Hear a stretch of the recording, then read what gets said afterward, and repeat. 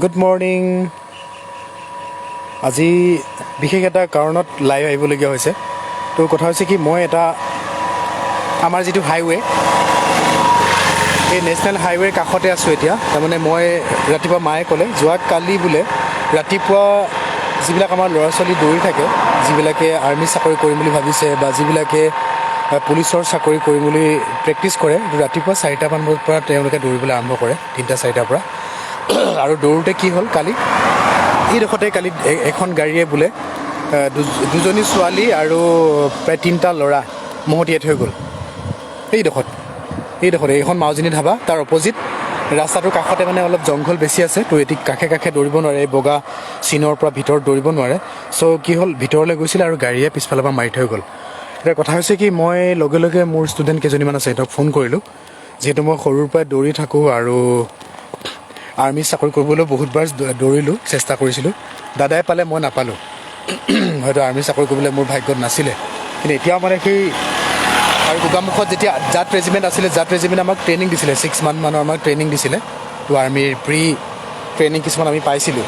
তো এক্সাৰচাইজ কেনেকৈ কৰিব লাগে, দৌৰিব লাগে কেনেকৈ। চ' এই দৌৰিবৰ কাৰণে মই ইনস্পায়াৰ কৰিবৰ কাৰণে এই ভিডিঅ'টো কৰিছোঁ যে, আৰু এটা সজাগতামূলক ভিডিঅ'। আমি যেতিয়া দৌৰোঁ কি কৰোঁ, আমি লেফ্ট ছাইডে, আমাৰ ইণ্ডিয়াত নিয়ম আছে কি, আমাৰ যোৱা গাড়ীবোৰ লেফ্ট ছাইডে যায় আৰু ৰাইট ছাইডৰ পৰা গাড়ীবোৰ, অপজিটৰ ফালৰ পৰা গাড়ীবোৰ ৰাইট ছাইডৰ পৰা আহে। তো ৱেষ্টাৰ্ণ কাণ্ট্ৰিবিলাকত কি হয়, ৰাইট ছাইডে ইয়াৰ পৰা যোৱা গাড়ীবোৰ ৰাইট ছাইডে যায়, আহাবিলাক লেফ্ট ছাইডে আহে। তো আমি কি কৰিব লাগে, একচুৱেলি মই শ্বিলঙত যেতিয়া গৈছোঁ তেতিয়া দেখিছোঁ যে শ্বিলঙৰ ল'ৰা ছোৱালীবোৰ স্কুললৈ যোৱা বা মানুহবোৰ যেতিয়া খোজকাঢ়ি যায়, আমাৰ গাড়ীবোৰ লেফ্ট ছাইডেদি গৈ থাকে ন, ইণ্ডিয়ান মানে ট্ৰেফিক হেৰি মতে। তো আমি লেফ্টত গৈ থাকে গাড়ীবিলাক।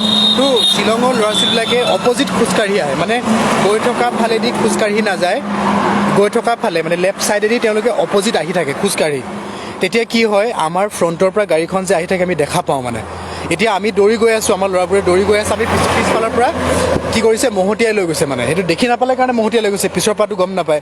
আৰু দৌৰি থাকোঁতে আমাৰ কি হয়, হৃদপিণ্ডৰ স্পন্দন বাঢ়ি যায়, আমাৰ মানে ষ্টেমিনাৰ কমি যায়, তো উশাহবোৰ ছুটি হৈ আহে। গতিকে আমাৰ তেনেকৈ খুন্দা মাৰি দিয়াৰ লগে লগে মৰি যোৱাৰ মানে প্ৰৱণতাটো বেছি থাকে, বা হাৰ্ট এটাক হোৱা বা এনেকৈ উশাহ বন্ধ হৈ যোৱাৰ প্ৰৱণতাটো বেছি হ'ব পাৰে। গতিকে মই এই ভিডিঅ'টোৰ জৰিয়তে মই ক'ব বিচাৰিছোঁ আমাৰ ল'ৰা ছোৱালীবিলাকক, আৰু কোনোবা গাৰ্জেণ্টে যদি এই ভিডিঅ'টো পায়, তেওঁলোকৰ ল'ৰা ছোৱালীবিলাকক ক'ব যে আজিৰ পৰা যদি মেইন হাইৱেত বা ৰাস্তাত যদি দৌৰে, তেওঁলোকে এটলিষ্ট লেফ্ট ছাইডৰ পৰা যেতিয়া দৌৰিছিলে আগতে গৈ আছিলে, এতিয়া উল্টাকৈ আহিবলৈ ক'ব, যাতে গাড়ীখন এইফালৰ পৰা গৈ থাকোঁতে যাতে আমি গাড়ীবোৰ দেখা পাওঁ। আপোনালোকে নিশ্চয় বুজি পাইছে, মই আকৌ এবাৰ দেখাই দিছোঁ প্ৰেক্টিকেলি।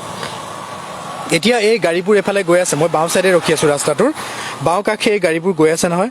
আমি এই বাওঁ কাষেদি অপজিট কাষে দৌৰি আহিব লাগে বা খোজকাঢ়ি আহিব লাগে। আমাৰ ল'ৰা ছোৱালীবিলাককো শিকাব লাগে কথাটো।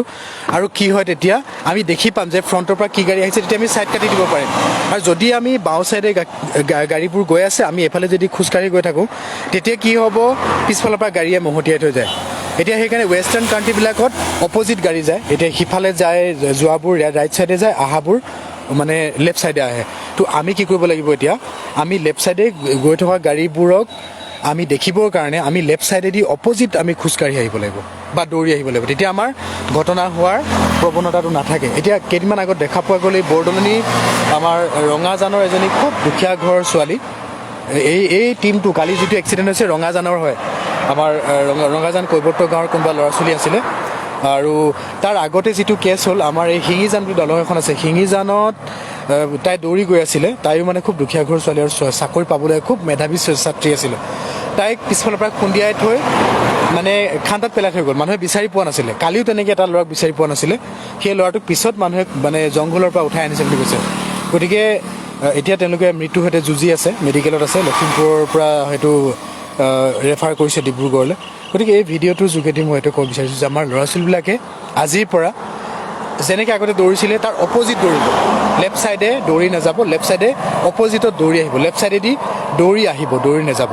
ঠিক ৰাইট ছাইডে যেতিয়া তেনেকৈ দৌৰি যাব, ৰাইট ছাইডৰ পৰা গাড়ীবোৰ যেনেকৈ গৈ থাকে, ৰাইট ছাইডে গ'লে আমি সেইটো ৰাইট ছাইডটো আমাৰ লেফ্ট হৈ যাব। গতিকে লেফ্টৰ পৰা তেওঁলোকে দৌৰি আহিব। এইটো মোৰ এটা সতৰ্কতামূলক ভিডিঅ' আছিল, আৰু মই যিমানখিনি জানিছোঁ বা প্ৰেক্টিকেলি মই দেখিছোঁ শ্বিলঙৰ পলিচিটো, গতিকে সেই পলিচিটো আমি অসমত ট্ৰাই কৰোঁ, আমি নিজে যিকেইটা জানো। চ' থেংক ইউ, ধন্যবাদ, জয় অসম।